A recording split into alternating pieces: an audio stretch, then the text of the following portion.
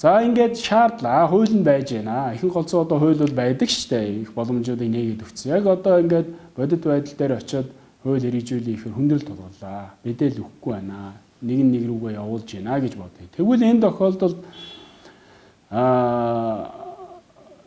асуудлаа шийдвэрлэх арга зам 2, 3 арга зам байна. За нэгдүгээрт энэ асуудлаар бол хүний эрхийн комиссд хандаж болно гэж заасан байж байгаа хуулинд.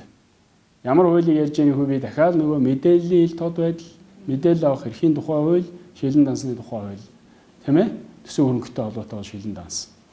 Хүний эрхийн комисс энэ асуудлыг шалгаж шийдвэрлэх үүрэгтэй. Бусад бүхий л хүний эрхийн зөрчилтэй холбоотой асуудлаар шалгаж шийдвэрлэдэгтэйгээ адилхан хүний эрхийн комисс шалгаж шийдвэрлэх үүрэгтэй.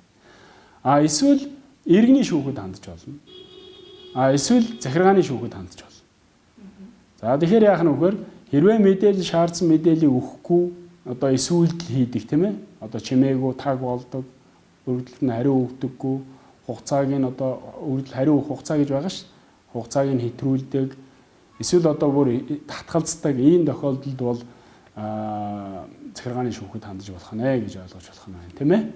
За мэдээж яг хуу захиргааны хэргийн шүүхэд хандахын тулд бол захиргааны хэрэг шүүхэд хянан шийдвэрлэх тухай хууль гэдэг хуулинд бас нэхэмжил гэдэг юм тавигддаг шаардлага хугацаа энэ төргээ тодорхой зохицуултууд бий. Мэдээж тэрийг бол харах шаардлагатай.